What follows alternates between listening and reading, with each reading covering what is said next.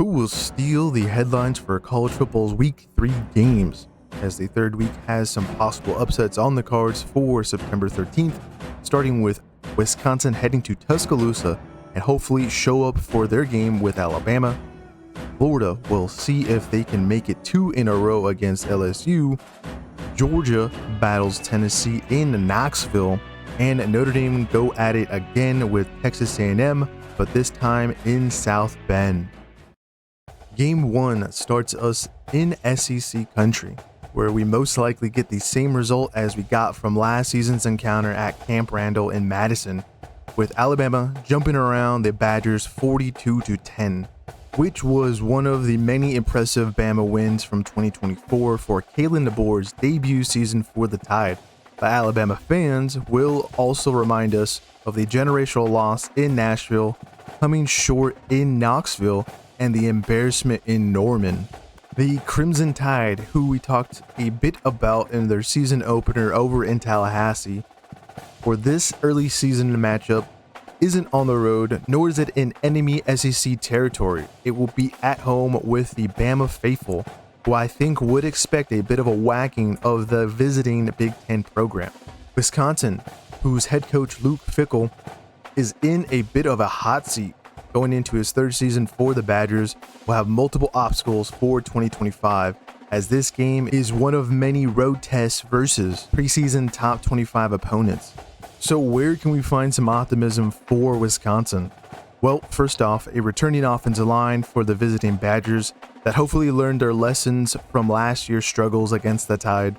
A veteran secondary also is back, who will hopefully give Bama a harder time airing the ball out. And Wisconsin also has a promising new defensive line that is part of their 14th ranked transfer class, according to 24/7 Sports. Therefore, we might see a game that if Fickell somehow wins, that result could remove him from the firing line and flip the script on his opposition, as if Kalen DeBoer loses this game, it would have Tuscaloosa breathing down his neck for the remainder of the 2025 season. So, this game has the potential to steal headlines, but likely delivers on most of our expectations.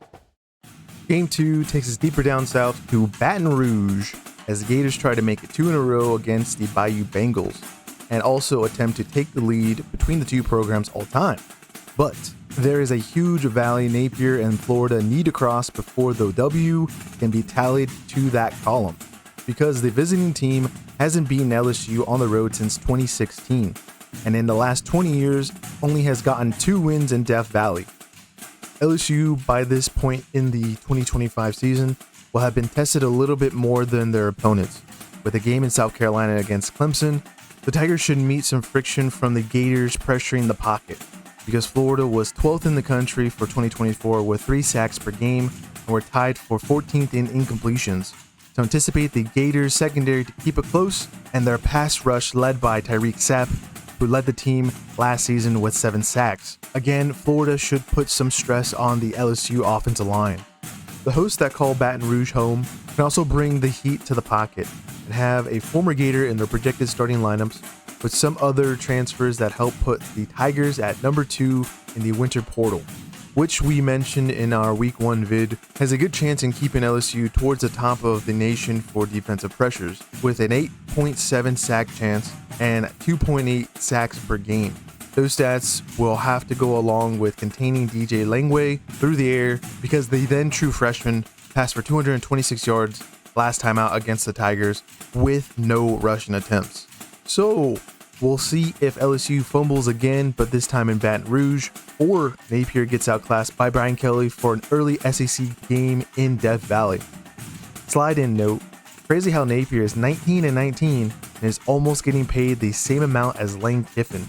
Guess that's why it means more in the SEC.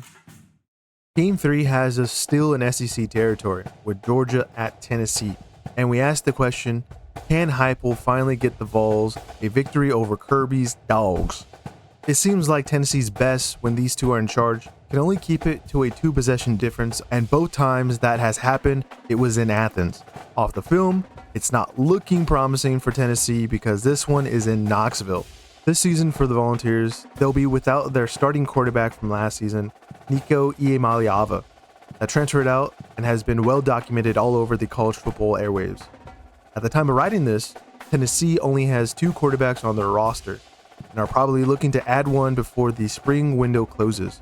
Regardless who is starting for the Vols, they will have the support of Heupel's offensive scheme, but won't have too many returners protecting him in the trenches or have key targets out wide.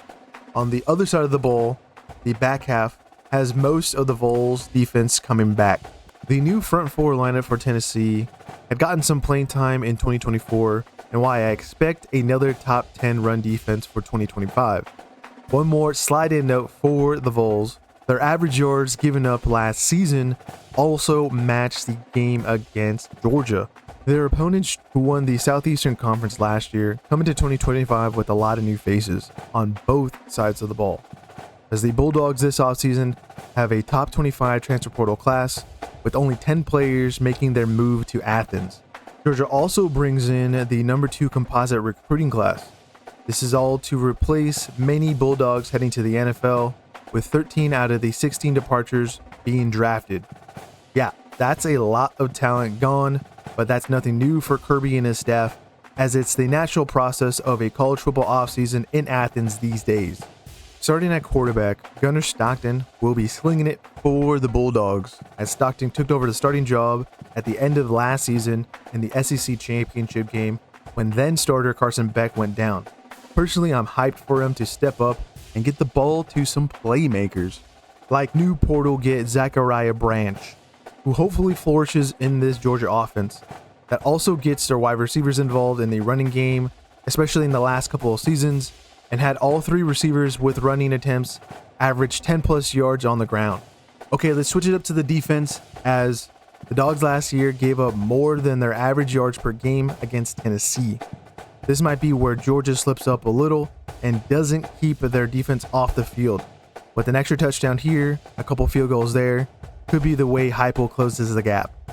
The area that might allow this for the Bulldogs is a less experienced defensive front. So, this matchup that usually occurs later in the schedule could have a closer outcome because of warmer weather or early season mistakes and inefficient offensive production. Honorable mentions for Week 3 aren't too deep, starting with Clemson on the road against Georgia Tech. Can Dabo make it 10 in a row over the Yellow Jackets? Another Kansas State early showcase of legitimacy battle Arizona in Tucson. And USC goes across the country to clash with Purdue.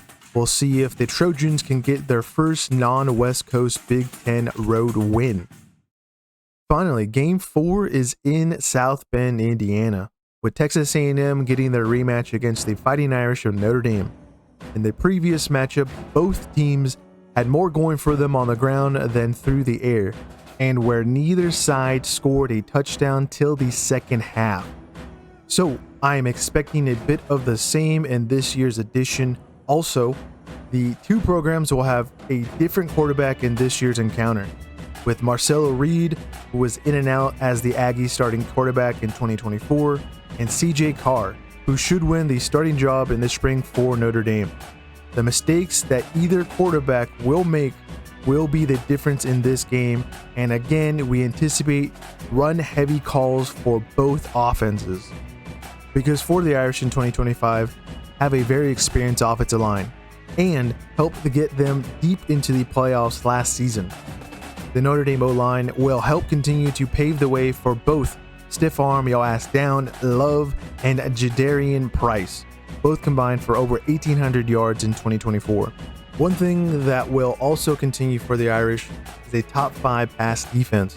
They only gave up 169.4 yards per game and were in the top 20 at average opponent incompletions, with 13.5 for the Notre Dame defense.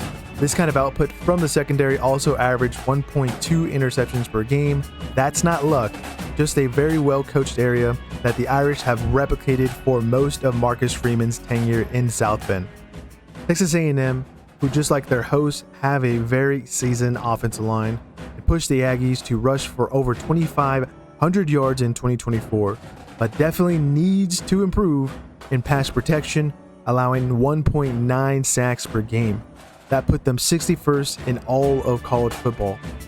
A&M's new weapon on offense, and for OC Colin Klein, KC Concepcion, another player in 2025 I'm very excited to see at a new school, especially in the running game for the Aggies.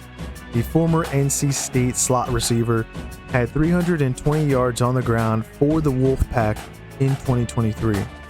The Texas A&M defense will have 6 starters returning for 2025, but who knows if that means much, because for 2024, the Aggies ranked 63rd in the nation for total defense.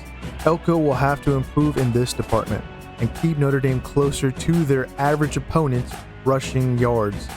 So this game in South Bend, Indiana could be a banger or a contest that goes off the rails.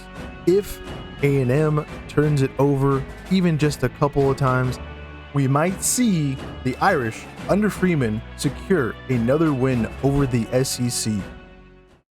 Okay, we'll see you guys again for some more week-by-week previews for the 2025 college football season, and bye-bye for now from the couch.